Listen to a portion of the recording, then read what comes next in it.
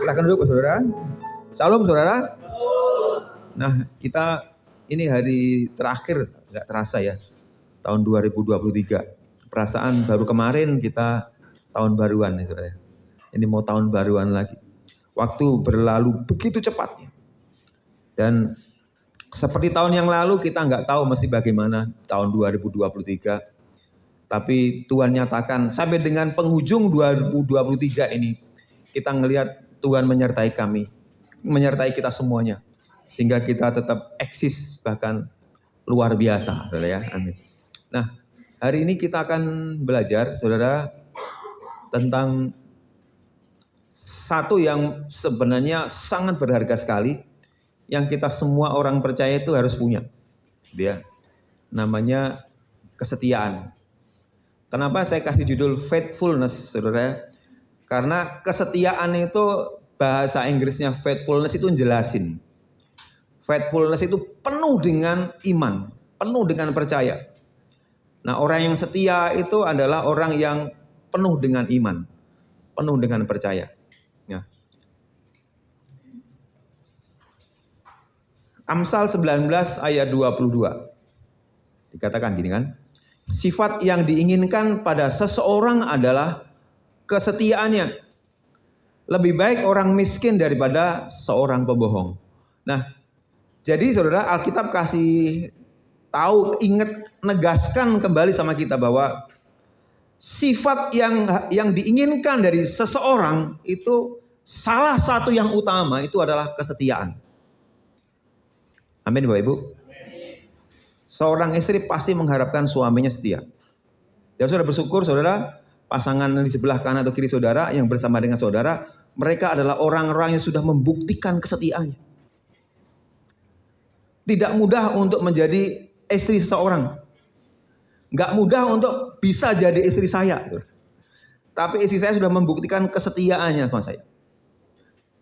Tidak mudah untuk bertahan menjadi pasangan dari pasangan saudara. Tapi sampai dengan hari ini kita tetap setia dan kuat. Dan itulah yang diharapkan, yang dicari. Amin saudara. Nah, tentang kesetiaan. Amsal 20 ayat 6.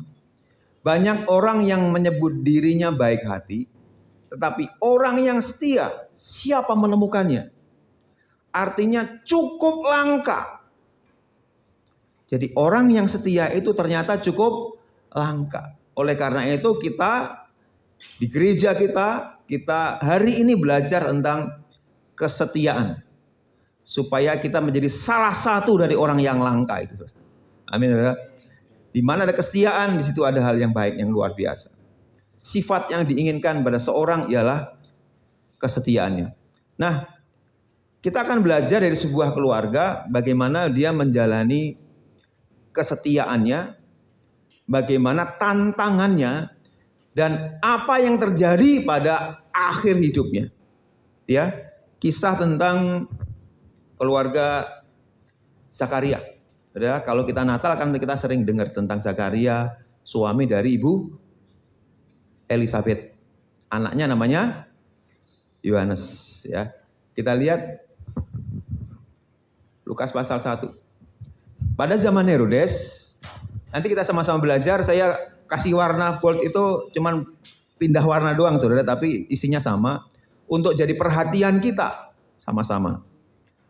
Pada zaman Herodes, Raja Yudea, ada seorang imam yang bernama Zakaria dari rombongan Abia. Istrinya juga berasal dari keturunan Harun, namanya Elisabeth. Ayat 6, perhatikan. Keduanya adalah benar di hadapan Allah dan hidup menurut segala perintah dan ketetapannya dengan tidak bercacat. Keren nggak saudara? Keren nggak keluarga ini saudara? Dia udah imam, keturunan imam, pelayan Tuhan. Keduanya hidupnya benar di hadapan Allah. Menarik adalah kata di hadapan Allah. Artinya kalau Alkitab bilang benar di hadapan Allah, itu artinya benar-benar betul saudara. Karena nggak ada yang dia bisa sembunyikan. Kalau misalnya saya hidup benar di hadapan Pak Budi, Belum tentu saya hidup benar keseluruhan. Ada banyak hal yang Pak Budi nggak tahu. Benar Budi? Betul ya? Kayak gitu, saudara. Kalau kita hidup benar di hadapan orang, mungkin kita nggak sempurna. Karena hanya orang yang tahu, karena orang itu yang tahu tentang kita sebagian. Tapi kalau Tuhan bilang hidup benar di hadapan Tuhan, itu memang ya benar, nggak ada yang tersembunyi. Karena yang tersembunyi pasti ketahuan di hadapan Tuhan.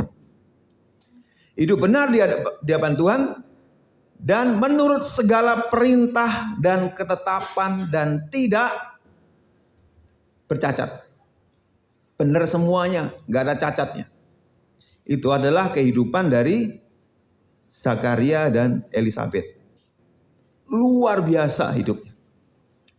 Tetapi apa yang terjadi dalam hidupnya? Ayat 7 dikatakan, tetapi mereka tidak mempunyai anak. Sebab Elisabet mandul dan keduanya telah lanjut umurnya. Seorang imam, saudara. Seorang hidupnya tak bercacat. Tapi apa yang terjadi dalam hidupnya? Keluarga ini istrinya mandul. Pada zaman dulu dikatakan gak punya anak buat keluarga itu sesuatu yang aib. Jadi keluarga yang luar biasa ini dalam hidupnya, saudara, dia punya aib di masyarakat karena dia nggak punya anak. Dan sampai lanjut umurnya, artinya lama banget dia nanggung aib itu.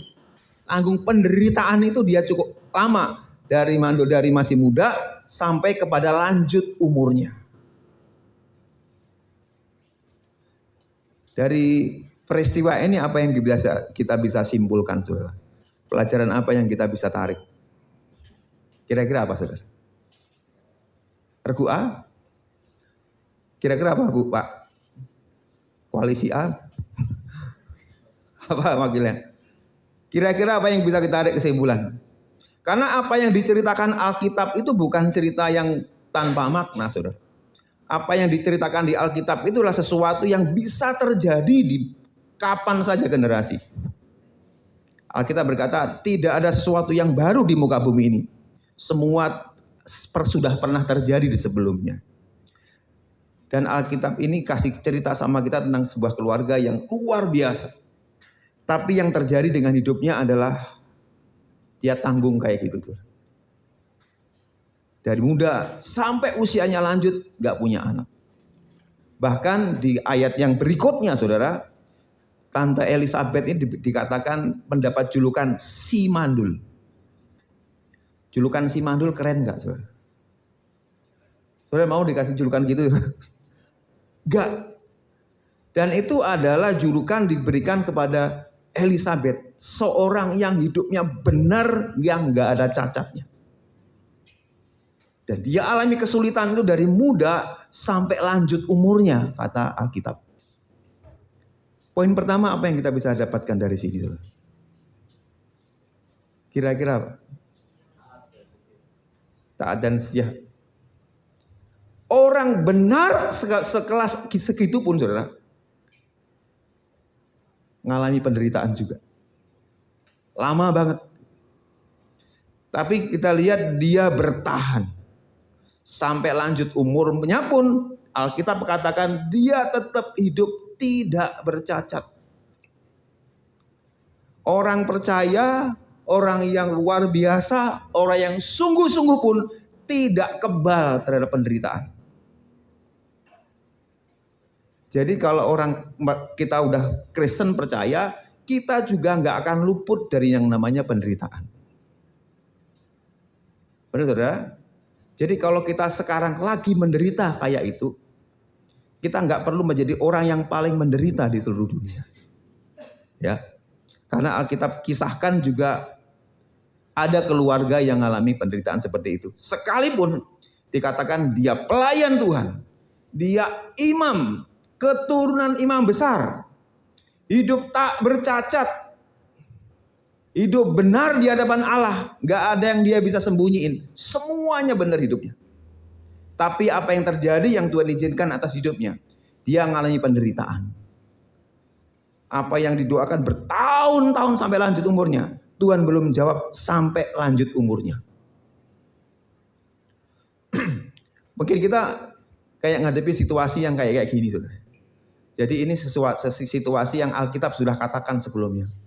Mungkin kita sudah banyak hal yang kita sudah kerjakan dalam hidup kita.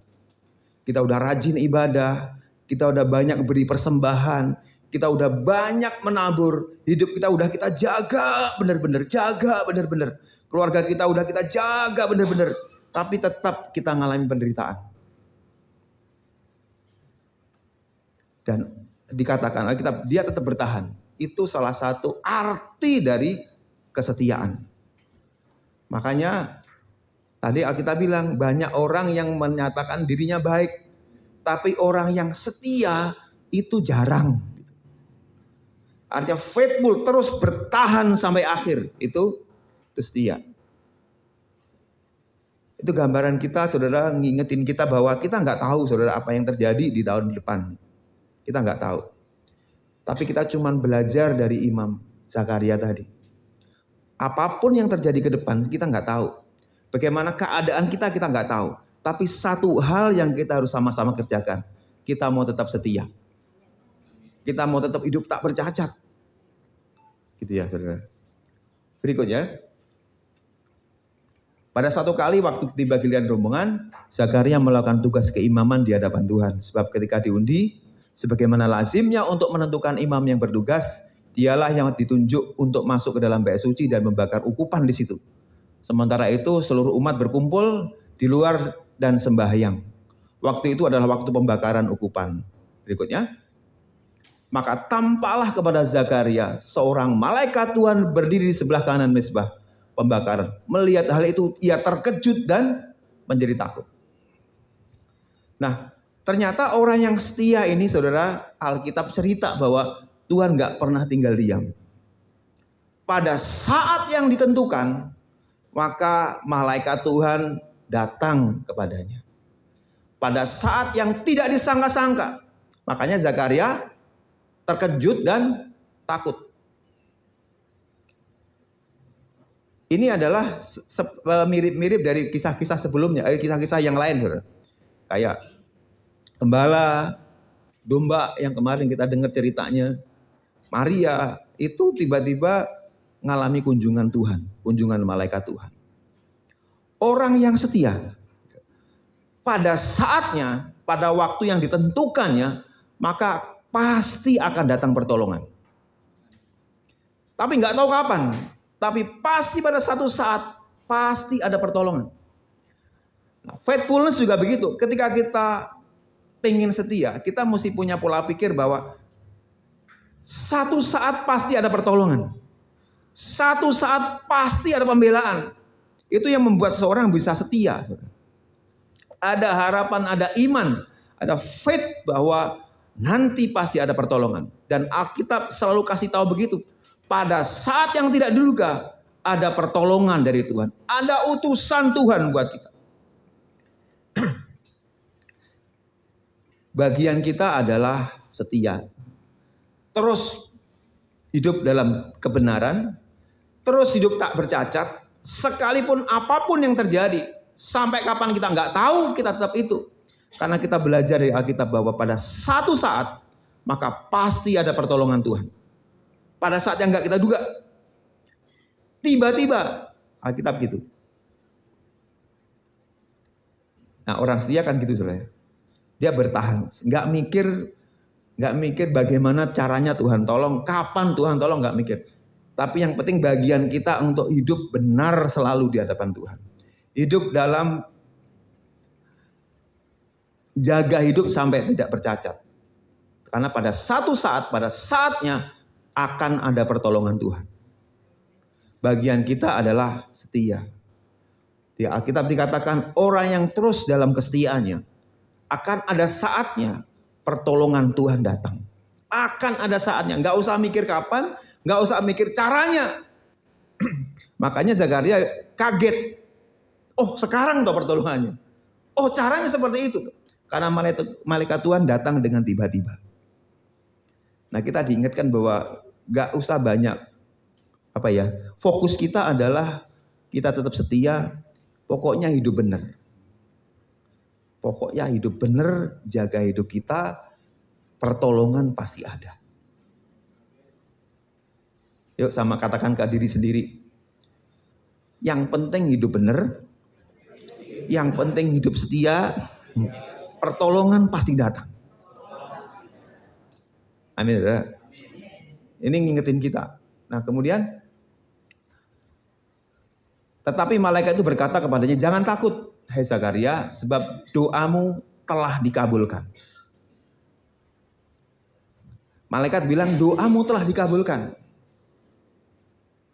Pada saat malaikat bilang doamu telah dikabulkan, dia udah punya anak belum? Belum, saudara? Perkataan malaikat ini disampaikan pada saat pertama kali dia ketemu dengan malaikat. Dan malaikat bilang, doamu sudah dikabulkan sebenarnya. Artinya apa, saudara? Jawaban doa itu tidak selalu berbarengan dengan buktinya. Gitu ya. Alkitab bilang, mintalah maka akan diberikan kepadamu. Ketoklah maka pintu akan dibukakan. Carilah maka kau pasti mendapatkan.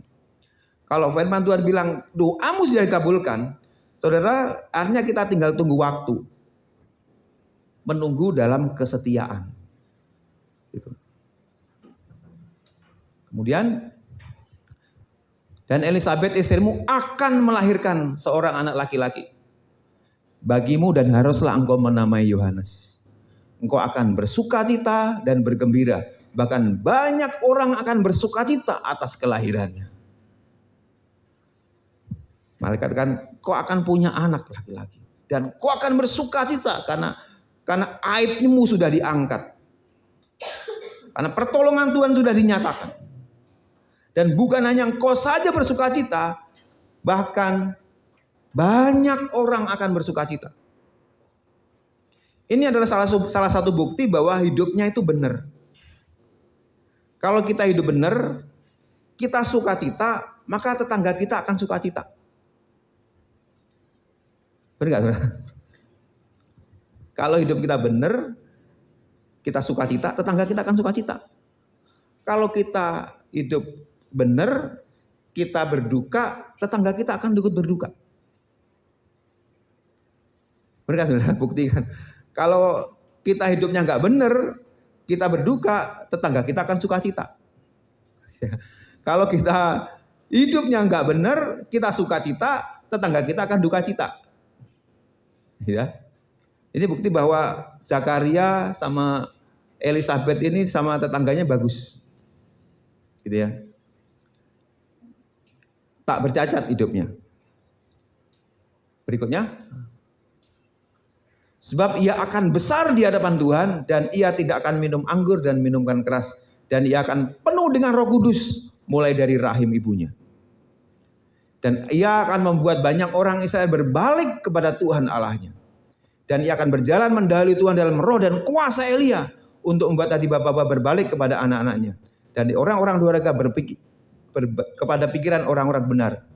Dengan demikian menyiapkan bagi Tuhan suatu umat yang layak baginya. Saudara kira-kira menurut saudara apa yang didoakan oleh Zakaria dan Elisabet? Apakah dia pernah berdoa kira-kira? Dia minta punya anak yang akan dipakai Tuhan kayak gitu. Kok saya rasa enggak? Saya percaya doanya Tuhan, Tuhan kami punya anak. Tuhan buka rahim Sarah. Tuhan kami punya anak. Saya percaya Zakaria dan Elisabet hanya pengen satu hal. Dia pengen punya anak. Anak yang biasa. Supaya aibnya hilang. Benar saudara? Pokoknya punya anak aja, udah puji Tuhan. Pokoknya punya anak aja, sudah bersyukur, udah suka kita luar biasa. Tadi dibilang berita sukacitanya itu di depan sebelum dia kasih tahu bahwa anaknya jadi anak yang luar biasa. Kok akan melahirkan Elisabet akan melahirkan seorang anak laki-laki dan dia akan bersukacita, bahkan banyak orang akan bersukacita. Di situ aja udah luar biasa, merupakan jawaban doa.